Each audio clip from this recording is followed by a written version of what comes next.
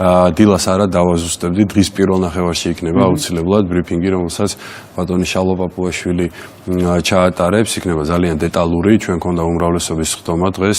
მხოლოდ ერთი საკითხის განხილვა ამ სტომაზე ყველაფერი შეჯერებულია, საბოლოო ტექსტი გამზადებულია, სარჩელი უკვე როდი შეგაქვთ ეს მაინც შეგიძლიათ მითხრათ რაღაც ამ კვირაში უკვე ხვალინდელი განცხადების შემდეგ უკვე შევა ეს კი აუცილებლად ხვალინდელი განცხადების შემდეგ საპროცედურო კომიტეტი უნდა გაიაროს, რაღაცა პროცედურები არის და ეს ხა ხვალ მოესწრება თუ ზეგ იქნება უკვე შეტანილი არის, შეგვიძლია ესე აღვიქვათ, ხო? დანარჩენი ხო, თვითონ დანარჩენი სარჩელთან დაკავშირებით ახლა ბატონი პაპუაშვილის ბევრს საუბრობდა, რომ იქ ჩვენ რამდენიმე ასე ვთქვათ ოფცია გქონდა, იქ არის პარტიების ოფცია, იქ არის მემკვიდრე პარტიების ოფცია, იქ არის ინდივიდების ოფცია, იქ არის კომბინირებული ვარიანტი, ეს ყველაფერი ჩვენ შევაჯერეთ